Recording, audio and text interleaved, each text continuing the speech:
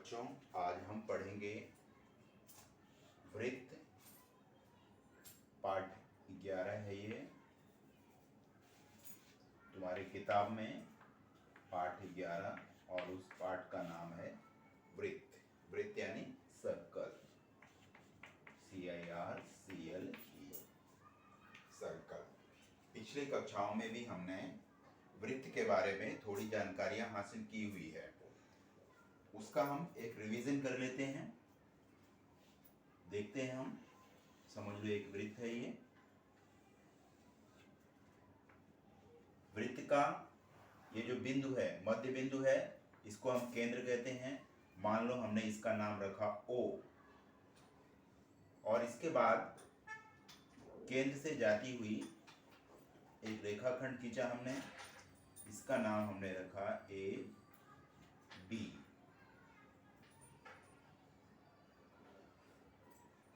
अब जो एक AB है, जो केंद्र से होकर जा रही है, ये क्या हो गई हमारी वृत्त की जीवा। बिंदु O से B तक और O से A तक, वृत्त के केंद्र से वृत्त पर स्थित बिंदु B तक, ये जो लंबाई है यानी OB और OA, ये क्या है? वृत्त की त्रिज्या। तीसरी एक चीज होती,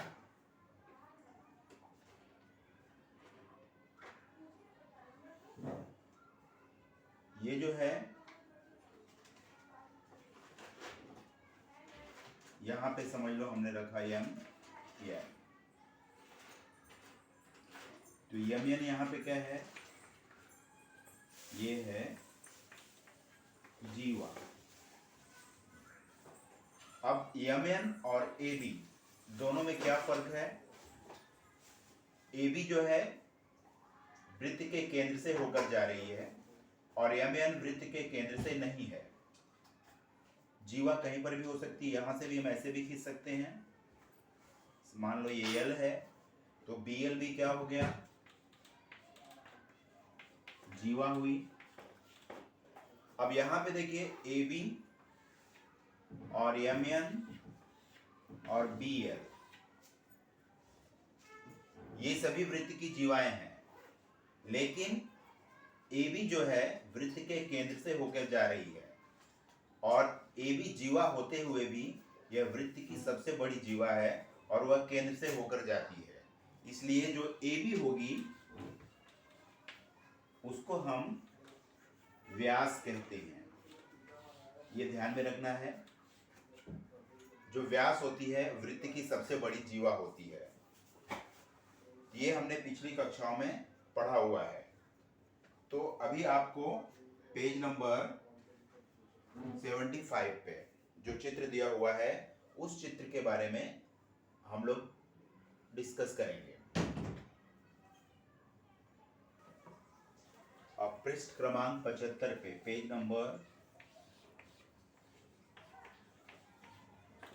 75 पे देखो, ये चित्र तुमको दिया हुआ है और इसमें तुमको पूछा गया है कि त्रिज्या, जीवा और व्यास के बारे में तुमको बताना है। इसमें त्रिज्याएं की कौन कौन सी हैं, त्रिज्या कौन सी है, और इसके बाद जीवा और फिर व्यास, ये तुमको बताना है। ठीक है, तो पहले हम इसमें त्रिज्याएं कौन कौन सी हैं वो देख लेंगे। त्रिज्या किसे कहते हैं? वृत्त के केंद्र से वृत्त तक जो रेखाखंड होता है उसे हम त्रिज्या कहते हैं। जैसे यहाँ पे देखिए OB, ये OB त्रिज्या है, तो यहाँ हम लिखेंगे OB। और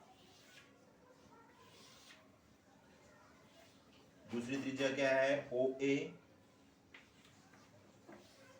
और तीसरी त्रिज्या OC और OF, यहाँ पे F है,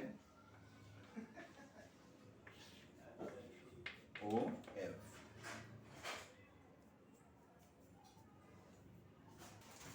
जैसा मैंने तुमको बताया था, जीवा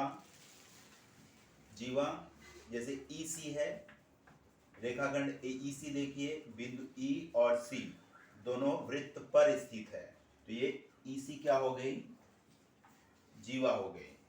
यहाँ पे AD देखिए, दोनों के अंत बिंदु वृत्त पर स्थित हैं, तो AD क्या हो गया, जीवा हो गई। उसी तरह CF और AB ये भी जीवाएं हैं, ये व्यास भी हैं और जीवा भी हैं, तो AB यहाँ पे लिखिए AB, और ये CF ये भी जीवाएं हैं, क्योंकि इनके दोनों अंत बिंदु वृत्त पर स्थित है। इसके बाद व्यास, व्यास वृत्त के केंद्र से होकर जाने वाली जो जीवा होती है वो व्यास होती है। यहाँ पे देखिए FC व्यास है और AB ये दोनों क्या हैं, व्यास है। तो इस तरह से हम करेंगे। अब हम अगला टॉपिक पढ़ेंगे, वृत्त की परिधि। अब वृत्त की परिधि क्या होती है अभी हम देखेंगे।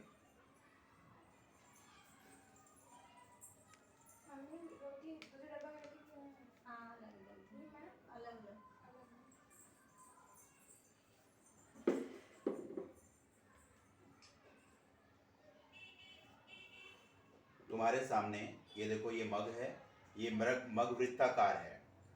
वृत्ताकार मग की परिधि क्या होती है, इसको एक धागा लो, धागे से इस तरह से वृत्ताकार मग को हम माप लेंगे। इस तरह से माप लीजिए।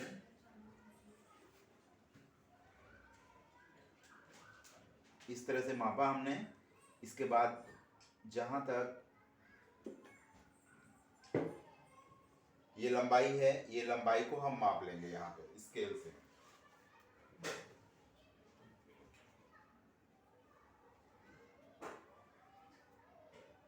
इस लंबाई को हम मापेंगे।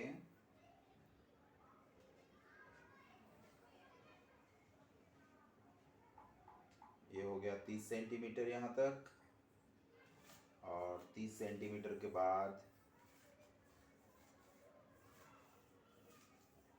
11 सेंटीमीटर और यानी 41 सेंटीमीटर। जो मग का गोलाकार हिस्सा था, इस तरह से इसको हमने धागे से मापा यहाँ से यहाँ तक, तो उसकी लंबाई कितनी आई, 41 सेंटीमीटर। तो ये जो 41 सेंटीमीटर है, ये जो है इस वृत्ताकार गोले की परिधि होती है। ठीक है, इस तरह से हम किसी भी गोलाकार वस्तु की परिधि को ज्ञात कर सकते हैं। परिधि ज्ञात करने के लिए फार्मूला है, उस फार्मूले को हम समझेंगे पहले।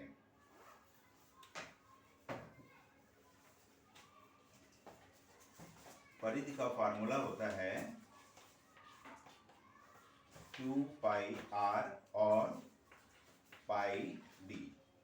ये आपको एकदम बाय हार्ट कर लेना है, याद कर लेना है। अब यहाँ पे हम देखेंगे इसमें r क्या होता है, r होता है त्रिज्या,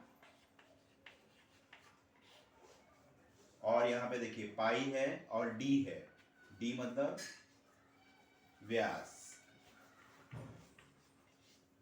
r मतलब रेडियस होता है, इंग्लिश में हम बोलते हैं रेडियस, और d मतलब होता है डायमीटर।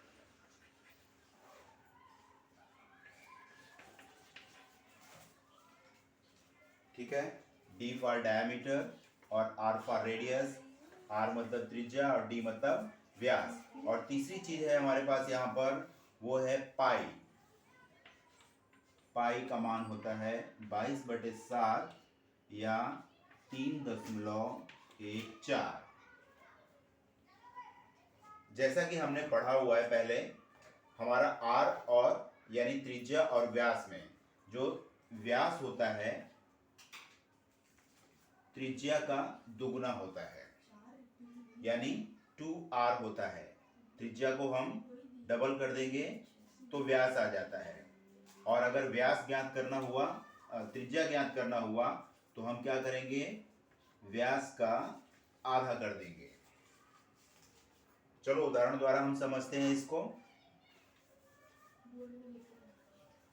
जैसे यहाँ पर एक वृत्त दिया हुआ है, इसकी त्रिज्या हमको 2 सेंटीमीटर दिया हुआ है, त्रिज्या बराबर 2 सेंटीमीटर है, ठीक है। तो इसका व्यास कितना हो जाएगा, इसका व्यास त्रिज्या का, ये हमारी त्रिज्या है, इसका व्यास क्या हो जाएगा, इसका दोगुना, यानी ये 2 सेंटीमीटर है तो ये 2 सेंटीमीटर भी हो जाएगा। तो व्यास कितना हो जाएगा, 2 गुणे आर, यानी 2r मतलब 2 गुणे आर, 2 गुणे 2 बराबर 4 सेंटीमीटर। दूसरा एक उदाहरण से देखते हैं हम लोग। एक वृत्त है, उसका व्यास, ये व्यास है, ए बी व्यास है, उसका व्यास है 6 सेंटीमीटर। तब इसकी त्रिज्या कितनी हो जाएगी, अभी देखो यहाँ डी हमको दिया हुआ है 6 सेंटीमीटर, तो इसकी त्रिज्या कितनी हो जाएगी, इस व्यास की आधा यानी d/2, व्यास का आधा यानी 6 है तो 2 से भाग दे देंगे, 2 एकम 2, 2 तिहाई 6, तो त्रिज्या कितनी आ गई, 3 सेंटीमीटर।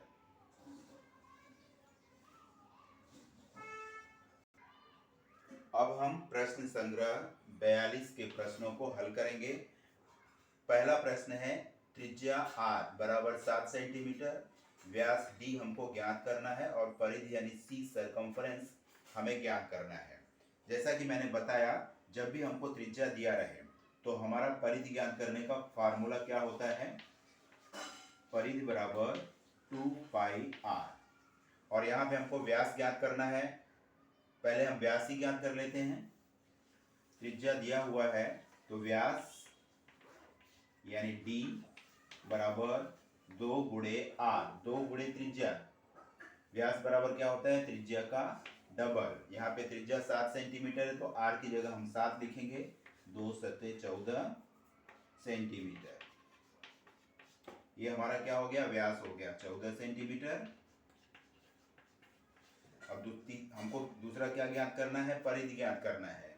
तो परिधि बराबर क्या होता है, 2 पाई r, यहाँ पे 2 गुणे पाई का मान मैंने बताया था 22/7 लिखिए, गुणे r, r मतलब त्रिज्या, त्रिज्या कितना दिया है 7 सेंटीमीटर, यहाँ पे 7 लिखा। अब यहाँ देखिए ये सब संख्याएं अंश है और ये हर है, अंश और हर में हम भाग देंगे, अगर एक ही पहाड़े से कटता है तो काटेंगे, 7 और 7 कैंसिल हो जाएगा, यहाँ पे 22 और 2 बचा तो 22 गुना 44 सेंटीमीटर हमारी क्या आ गई, परिधि आ गई। यहाँ हम लिखेंगे 44 सेंटीमीटर, ठीक है। ये हमारा पहला सवाल था। अब दूसरा प्रश्न देखिए। दूसरे प्रश्न में हमें त्रिज्या नहीं दिया है, व्यास दिया हुआ है 28 सेंटीमीटर और परिधि ज्ञात करना है। तो व्यास जब दिया रहे यानी d जब दिया रहे हमको, d हमको दिया हुआ है तो हमको त्रिज्या ज्ञात करना है, तो r बराबर क्या होता है, d/2, d आधा कर देंगे, व्यास का आधा, यहाँ पे व्यास कितना है 28 सेंटीमीटर, उसको 2 से भाग दे देंगे तो ये कट जाएगा, यहाँ पे आएगा 14, यानी 14 सेंटीमीटर हमारी क्या हो गई, त्रिज्या हो गई। तो यहाँ पे 14 सेंटीमीटर हमको त्रिज्या मिल गई। अब क्या ज्ञात करना है, परिधि ज्ञात करना है। तो परिधि का फार्मूला क्या होता है, जैसा अब ये पिछले प्रश्न में हमने सीखा, परिधि बराबर 2 पाई r, तो 2 गुणे पाई का मान कितना होता है 22/7 गुणे r, r मतलब त्रिज्या, त्रिज्या कितना हमने निकाला 14 सेंटीमीटर, यहाँ पे 14 लिखेंगे, फिर 7 एकम 7, 7 दूना 14, अंश और हर में एक ही पहाड़े से कट रहा है तो काट देंगे। अब इन तीनों संख्याएं जो अंश में हैं उनका गुणा कर देंगे, यहाँ 22 दूना 44, 44 दूना 88, तो 88 सेंटीमीटर हमारी परिधि हो गई। यहाँ पे उत्तर क्या जाएगा 88 सेंटीमीटर, ठीक है। अब तीसरे प्रश्न को देखिए। तीसरे प्रश्न में त्रिज्या हमें नहीं मालूम है, व्यास भी नहीं मालूम है और परिधि दिया हुआ है 616 सेंटीमीटर। तो हम डायरेक्ट पहले परिधि का फॉर्मूला ही लिखेंगे। परिधि बराबर 2 पाई आर। ठीक है, जो चीज हमको दिया हुआ है, जो राशि दी हुई है, यहाँ परिधि दिया हुआ है, तो परिधि की जगह पे हम 616 रखेंगे। और यहाँ 2 गुणे पाई का मान हमको मालूम है 22/7, यहाँ 22/7 गुणे आर मतलब त्रिज्या। त्रिज्या हमको नहीं मालूम है, ज्ञात करना है। अब देखिए यहाँ पे बराबर के इस तरफ संख्या है और ये यहाँ पे बराबर के इस तरफ है। हमें ज्ञात क्या करना है, आर। तो आर को हम वहीं पर रखेंगे, बाकी संख्याओं को इस तरफ लाएंगे। जब इस तरफ लाते हैं तो क्या होता है, जो अंश है हर हो जाएगा, हर अंश में आ जाएगा। यहाँ पे 616 पहले से ही है, ये तिर्यक गुणा हो जाएगा, यहाँ पे 7 हो जाएगा, यहाँ पे हर है तो बराबर के इस तरफ अंश में आ जाएगा। 2 गुणे 22 अंश में है, वो हर में आ जाएगा। इस तरह से लिखेंगे। अब एक ही पहाड़े से अंश और हर में हम काट देंगे, अगर कटता है तो। जैसे हम ये 2 से काट सकते हैं, ये सम संख्याएं हैं, 2 एकम 2, ये भी सम है, ये कटेगा 2 तिहाई 6, फिर 0, 2 अठे 16। अब यहाँ पे देखिए फिर ये सम संख्या है, ये भी सम है। 2 से काटेंगे 2 एकम 2, 2 एकम 2, 2 से काटेंगे 2 एकम 2, 2 पचे 10 और 2 चौक 8। अब ये 11 है, 11 से ये कटेगा, 11 एकम 11, ये कटेगा 11 से, 11 एकम 11, 4 बचा, 11 चौक 44। अब यहाँ पे देखिए हर में कोई संख्या नहीं बची है और अंश में क्या बचा हुआ है, 14 बचा हुआ है और 7, तो दोनों का गुणा हो जाएगा। तो r बराबर कितना हो जाएगा, 14 गुणे 7, 14 सत्ते 98 सेंटीमीटर। तो हमारी त्रिज्या कितनी आ गई, यहाँ पे त्रिज्या 98 सेंटीमीटर आ गई। ठीक है, और व्यास, यहाँ पे हमें व्यास ज्ञात करना है, तो व्यास बराबर क्या होता है, त्रिज्या का 2 गुना यानी 2 गुणे आर, यानी 2 गुणे 98 बराबर 196 सेंटीमीटर। यहाँ पे व्यास कितना हो जाएगा, 196 सेंटीमीटर। ओके। अब चौथे प्रश्न में भी हमें परिधि दिया गया है, हमको त्रिज्या और व्यास ज्ञात करना है। तो हमारा जो पिछला फार्मूला था हम उसी तरह लिखेंगे। परिधि बराबर 2 पाई आर। परिधि हमको दिया हुआ है, तो इस राशि में परिधि की राशि कितना दी हुई है, 72.6, और यहाँ पे 2 गुणे 22/7 गुणे आर। पिछले प्रश्न में जैसे हमने किया था सेम वही हम करेंगे, तिर्यक गुणा करेंगे, आर वहीं पर रहेगा, यानी ये हो जाएगा 72.6 गुणे 7 बटे 2 गुणे 22। आर का मान हमें ज्ञात हो जाएगा इसको हल करने पर। अब यहाँ पे देखिए दशमलव के बाद एक संख्या है, ये दशमलव हमको हटाना है, तो दशमलव हटाने के लिए हम क्या करेंगे, हर में 10 का गुणा कर देंगे। अब ये 726 हो गया। अब अंश और हर में जो संख्याएं कटती है हम काट देंगे। ये 726 सम संख्या है, ये 2 से कट जाएगी, 2 से हम काट देंगे इसको पहले, 2 तिहाई 6, 2 छंग 12, 2 तिहाई 6। अब यहाँ पे देखिए फिर 2 से 11 से कटेगी ये, 11 दूना 22, 11 तिया 33, 11 तिया 33।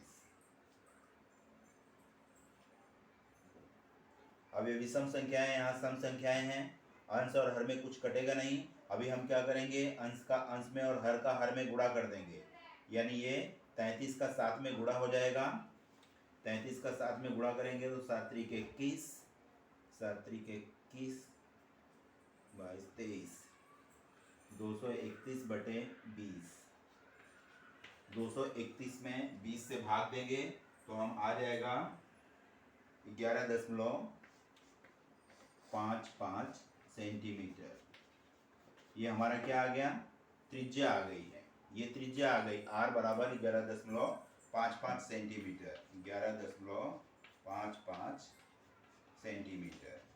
ठीक है, अब हम देखते हैं, हमारी त्रिज्या हमको मालूम पड़ गई, तो व्यास कितना होता है त्रिज्या का दुगुना, तो व्यास बराबर क्या होता है 2 गुणे आर, यानी 2 गुणे 11.55, तो 11.5 में 5 में हम गुणा करेंगे तो उत्तर आ जाएगा 23.10 सेंटीमीटर,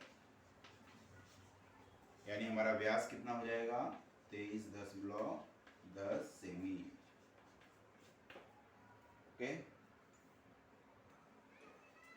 अब हमें जो अगला प्रश्न दिया गया है,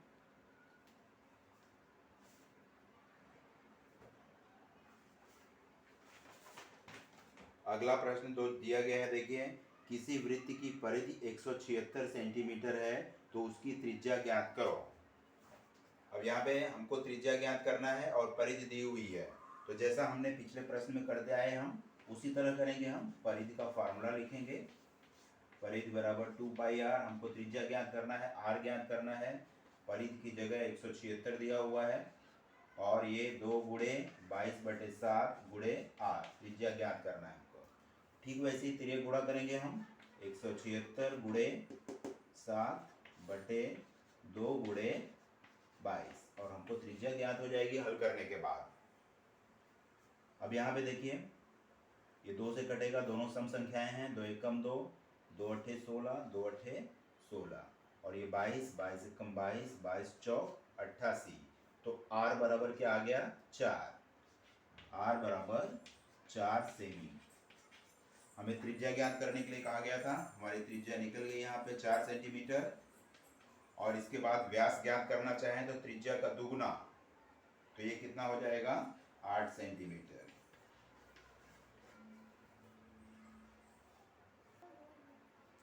अब तीसरा प्रश्न, किसी वृत्ताकार बाग की त्रिज्या 56 मीटर है, त्रिज्या यानी आर, आर हमें 56 मीटर दिया हुआ है।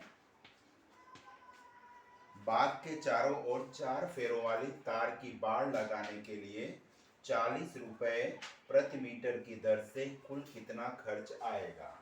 अब यहाँ पे देखिए, वृत्ताकार बाग है, यानी इस तरह से एक बाग है, वृत्ताकार बाग है, इसकी त्रिज्या हमें दी हुई है 56 मीटर, 56 मीटर त्रिज्या दी हुई है, तो यानी जो गोलाकार भाग है उसकी परिधि हो गई, बाड़ लगाने के लिए एक परिधि का हम पहले ज्ञात करेंगे, यानी इसकी परिधि कितनी हो जाएगी, परिधि बराबर 2 पाई आर होता है, हमें आर का मान मालूम है तो हम पहले परिधि ज्ञात कर लेंगे, 2 गुणे 22/7 गुणे 56 मीटर है, यहाँ पे हम 56 रखेंगे, 7 के पहाड़े से घटेगा, 7 एकम 7, 7 अठे 56, 2 गुणे 22 गुणे 8, इनका हम गुणा कर देंगे, गुणा करने पर आएगा 352 मीटर, 352 मीटर हो गया।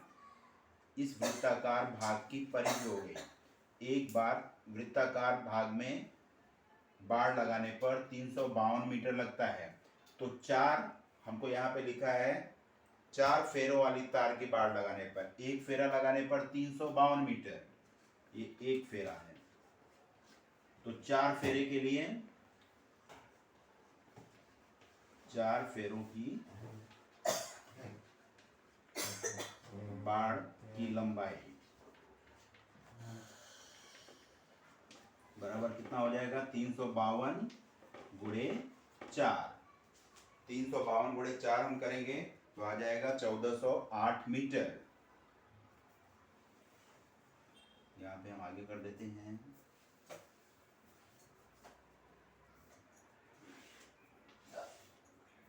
ये आ जाएगा 1408 मीटर। 4 फेरों की बाड़ की लंबाई 1408 मीटर है। अब हमको कहा गया है कि 40 रुपए प्रति मीटर की दर से 1 मीटर का 40 रुपए, तो 1408 मीटर का 1 मीटर का मूल्य 40 रुपए है, तो 1408 मीटर का कितना हो जाएगा 1408 गुणे 40, गुणा कर देंगे तो उत्तर आ जाएगा 56,320 रुपए। ये हमारा 4 फेरों की बाड़ लगाने पर कीमत हो जाएगी। हमारा चौथा प्रश्न है, किसी बैलगाड़ी के पहिए का व्यास 1.4 मीटर है।